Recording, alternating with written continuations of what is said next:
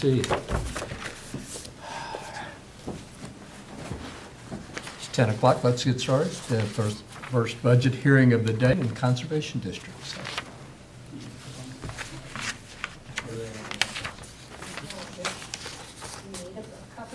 We already have it. we have it in the letter.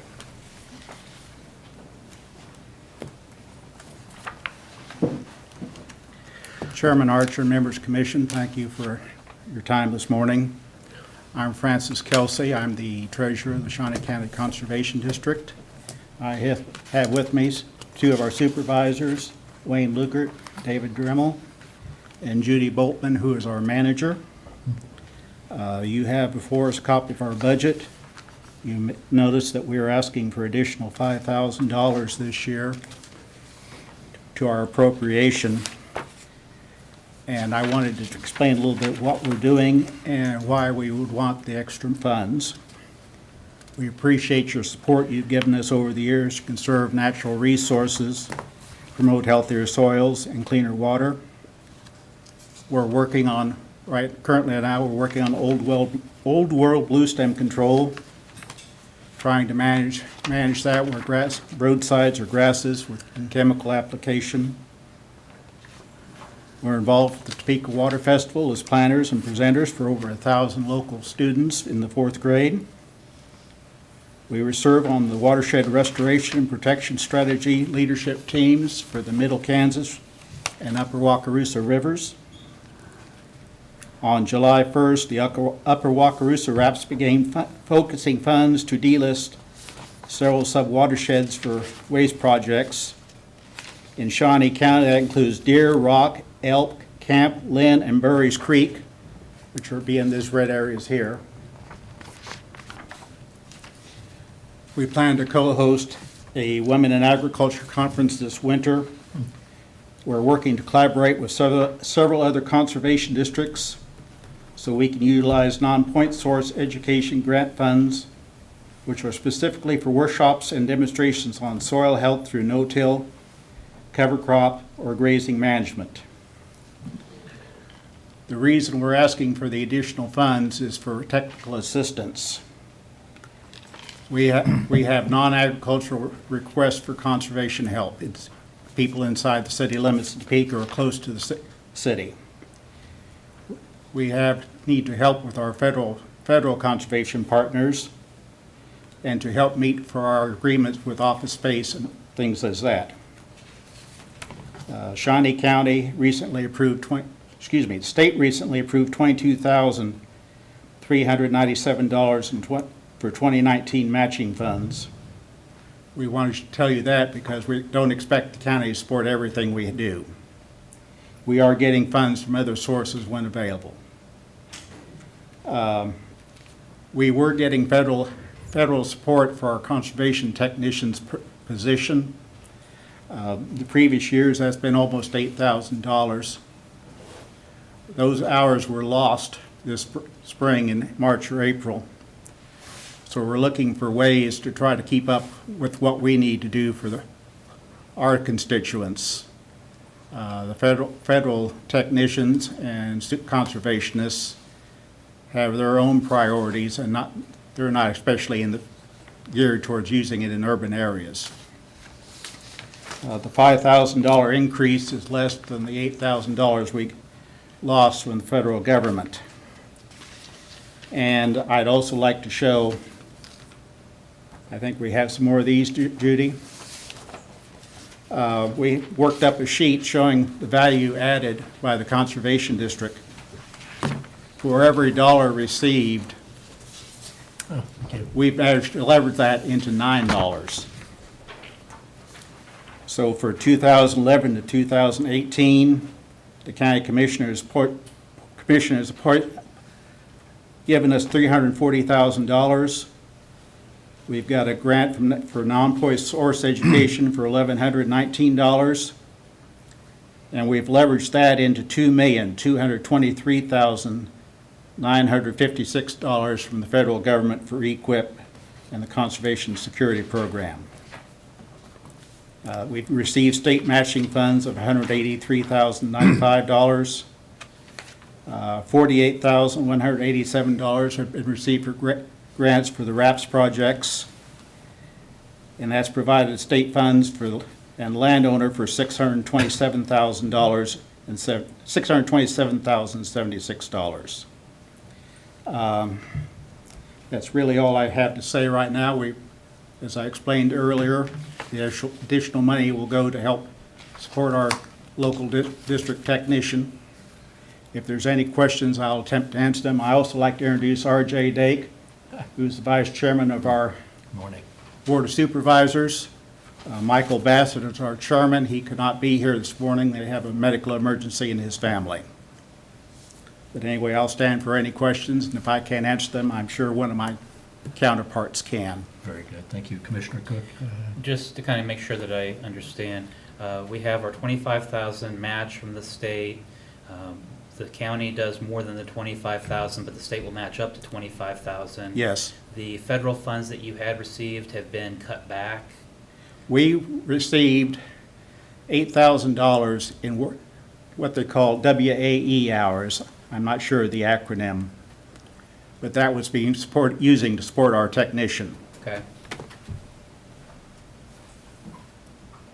I'm sorry. Go ahead. Just a point of clarification, Judy Boltman. It's while actually employed, and the $8,000 went to the employee. It didn't come through the district. Okay. It All right. was But- something they offered hours, and so we were able to utilize those hours as well as his own, or from the district. But with that being then cut back, you're needing to replace those funds. Right. And so that's really what we're looking at for that additional 5,000 is to replace those funds that Yes. were cut back. Yes. Okay. Thank you. All right. We've heard a lot about city cutting funds. I hadn't heard trying to make up federal funds, but Commissioner Rippon? What kind of requests do you get inside the city for? Good question. Judy, you could probably answer that better since you're the one answering the phone. A lot of stream bank erosion, people, their houses, getting the stream coming close to their house. We have, and they've talked to Public Works many times. It's a step before going to a private engineer, basically. So it's mostly that. I mean, we've had come identify our grasses so that we know what to plant for horses, just small things that our federal partners just don't have time for. This other grass that's invading, The old world blue stems? that's the one. Do we have it confined to a certain area, or is it just everywhere? Or? It's a lot of it along roadsides. It's getting into some pastures.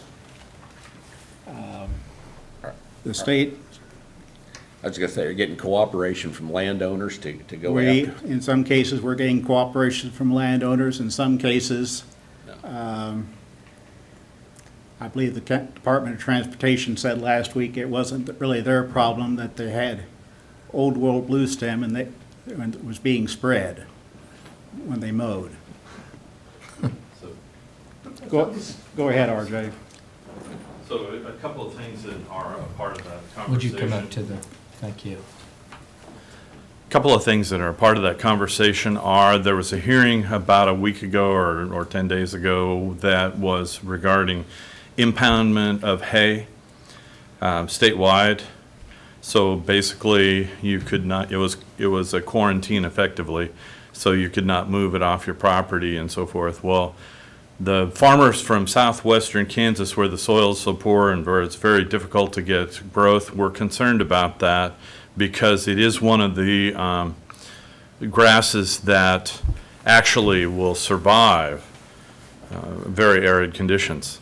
So it's a concern out there that they are not able to move their hay around within their region.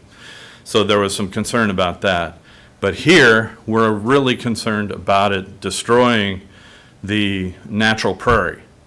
So the Kanza is concerned, the people who are living around there are concerned, and the biggest way that most of this gets spread is on the mowers mowing the ditches alongside of the road.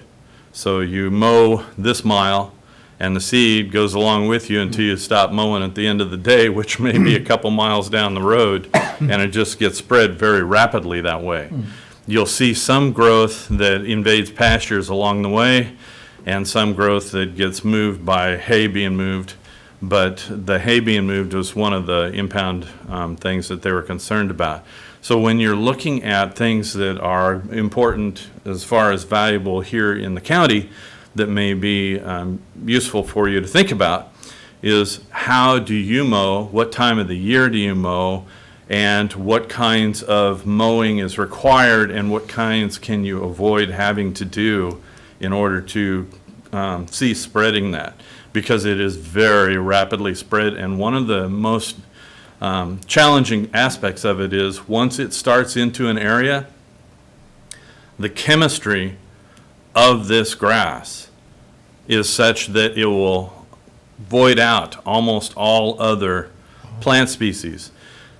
So for the hay producer, they think in terms of hay, but that goes well beyond hay. That goes into, the Audubon Society was there at the hearing to discuss the fact that that also goes into pollinators, because you don't have the flowers, the so forth, that help pollinate.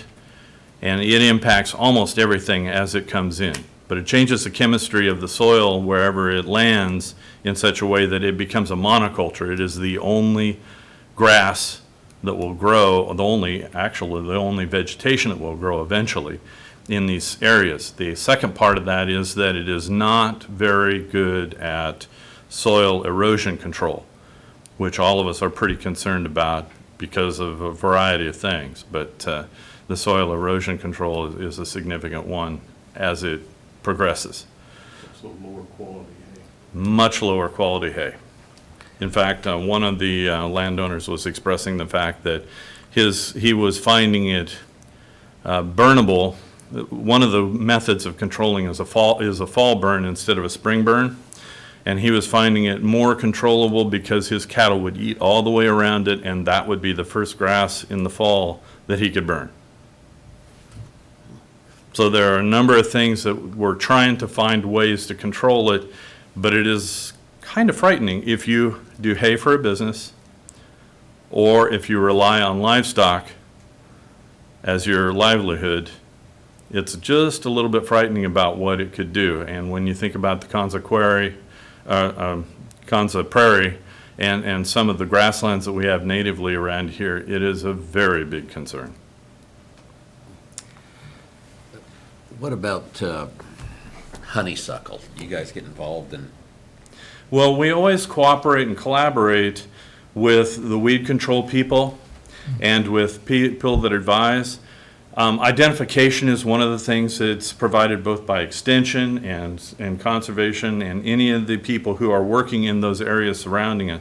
So we do look at all of those things. The honeysuckle is invasive, but it's nowhere near as, well, if you're a cattle person, nowhere near as dangerous as the Caucasian blue stem, because it is something that you can spray and that's the end of it for that year or a couple of years down the road, whereas the Caucasian blue stem, it just does not want to stop. Wayne or Francis, do you want to talk about the rentals? And I know that Shawnee County Parks and Rec has used some of the rentals that we have for our... Thank you. We have a no-till drill, 6-foot no-till drill that we rent out.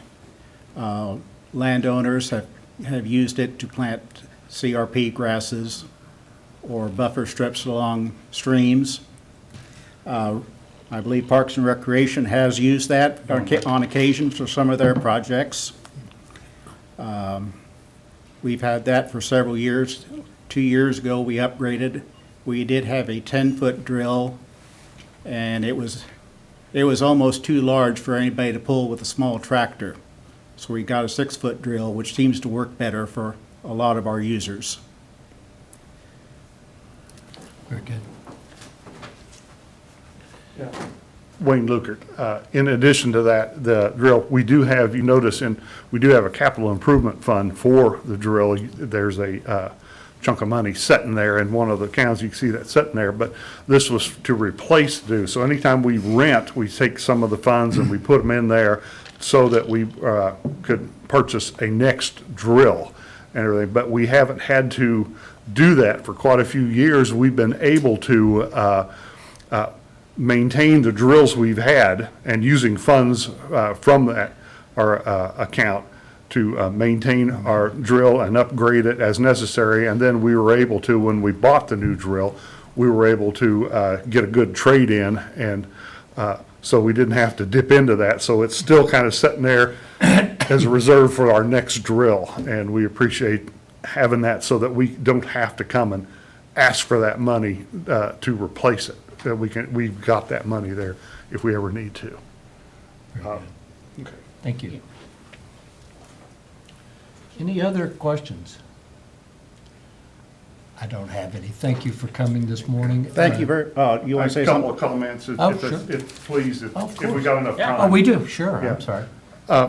I appreciate the fact that you guys are pretty actively involved with us in this, especially on these watershed restoration and protection strategy, these RAPS things, because this is a kind of a deal. There's a big chunks of money in the Wakarusa and the Lower Kansas RAPS areas that that we need to be involved in as a conservation district to make sure that our fingers are there in the pie and we're represented to get what we think is needed for our county to do that. And it always makes a difference on these stream leadership teams if we have an elected representative from either municipal or county government besides, a conservation district people that are there, and that you guys being actively involved in that, especially on this Lower Kansas RAPS.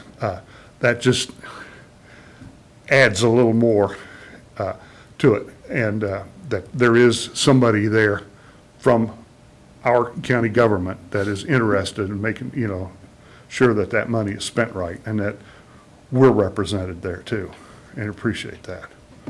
Thank you. And Wayne, I appreciate that. The Wakarusa, the Lower Kansas, but also Lake Shawnee, even as a example, as we talk about keeping Lake Shawnee clean and safe, and we look at the pollutions that drain into Lake Shawnee, and as it's been built up, and the development along 29th Street, where's the water going to go? So, and the Conservation District has been very active in helping control and keep Lake Shawnee clean. So thank you. All right, thank you again from all of us. Thank you, sir. We are adjourned. Our next hearing will be at 10:30. It will be the Helping Hands Humane Society. Thank you. Thank you.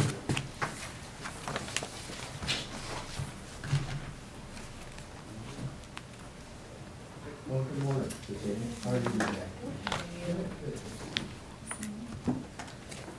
Are you guys? Good. You? I'm good.